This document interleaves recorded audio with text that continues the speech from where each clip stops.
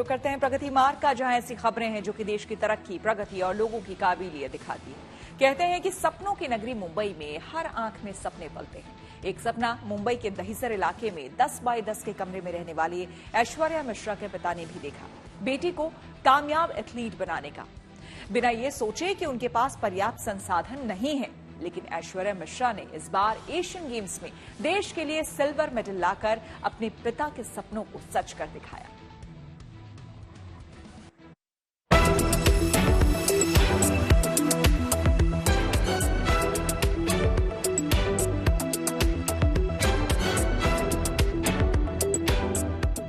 ये फटे हुए जूते एशियन गेम्स में सिल्वर मेडल जीतने वाली एथलीट ऐश्वर्या मिश्रा के हैं, जिन पर उनके पांव से निकले खून के निशान हैं, जो उनके संघर्ष की कहानी कह रही है। ऐश्वर्या मिश्रा, जिसने इस बार एशियन गेम्स में 4x400 मीटर रिले दौड़ में सिल्वर मेडल जीता, वो मुंबई के इसी दहिसर इलाके में रहती है।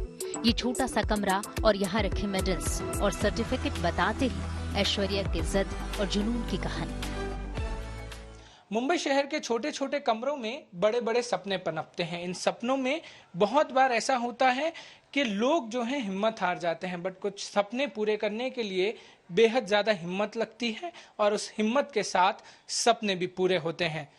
मुंबई में दहिसर इलाके में ऐश्वर्या मिश्रा का घर। ऐश्वर्या मिश्रा, जिन्होंने भारत का नाम इस साल एशियन गेम्स में रोशन किया और भारत की मेडल टैली को 107 तक पहुंचाया।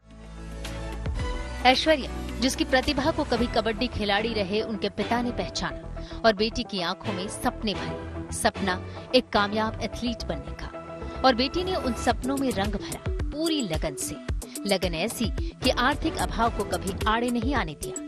फटे हुए जूते पहनकर ट्रैक पर दौड़ी, पांव लहूलुहान हो गए, लेकिन हार नहीं मानी। जब रेसिंग को करियर के तौर पर अपनाया, तब ट्रैक पर भागने के लिए उसके पास स्पाइक वाले जूते नहीं थे। मुश्किल से पिता ने एक स्पाइक शूज खरीदा, लेकिन कुछ ही दिनों में वो फट गए। धापोली में जब गई थी तो हमारे पास जूता नहीं था। महाराष्ट्र स्टेट में मेडल गोल्ड हमारी थी। उस समय जूता आपको दिखा रहा हूँ। ये जूता में आज भी खून के निशान है। ये देखिए खून के निशान है। ये हर जूता फेंक सकता था, हर जूता जैसे उसका नहीं रखा। ये जूता क्यों रखा? क्योंकि ये बहुत मेरे जिंदगी का आज क्यों दिखा रहा है, उसके पहले दिखा। मेरा जब टाइम आएगा तब मैं दिखाऊंगा कि मैं इस स्थिति से गुजरा हूं और कोई मेरे को 1 रुपया हेल्प नहीं किया है। फल और सब्जियों की छोटी सी दुकान ऐश्वर्या के पिता का कारोबार है, जिससे घर चलता है। ऐसे में जब रेसिंग ट्रैक पर दौड़ने के लिए एक जूते हजारों रुपए में आते हों, तब एक खिलाड़ी के तौर पर ऐश्वर्या के संघर्षों को समझा जा सकता है।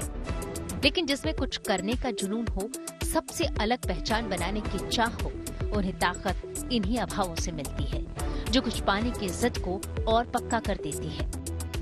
सपनों की साइज बड़ी होती है और देखने वाला चाहिए ना। बहुत ऐसे लोग भी मिलते हैं मुझे जिनको पर्याप्त है, लेकिन कहते हैं नहीं ठीक है क्या होगा करके, लेकिन करना चाहिए देश के लिए। महाराष्ट्र से 3 ही प्लेयर गए थे, तो हमारा भी एक लक्ष्य है। मेरी उससे बात होती है तो वो भी कहते हैं भैया हम कुछ करेंगे, 3 नहीं 30 निकालेंगे। मुंबई के दहिसर इलाके में ये 10 बाई 10 का कमरा और उसमें रखे ये ढेर सारे मेडल्स बता रहे हैं कि ऐश्वर्या के सपनों ने उड़ान पंखों से नहीं, हौसलों से भरी है। ऐश्वर्या मिश्रा जैसी बहुत सारी ऐसी देश की बेटियां हैं जो भारत का नाम रोशन कर रही हैं, अलग अलग कंडीशन में आती हैं, खेलती हैं और भारत को एक अलग मुकाम तक पहुंचाती हैं। कैमरामैन साहिल चौहान के साथ पारस दामा, गुड न्यूज टुडे।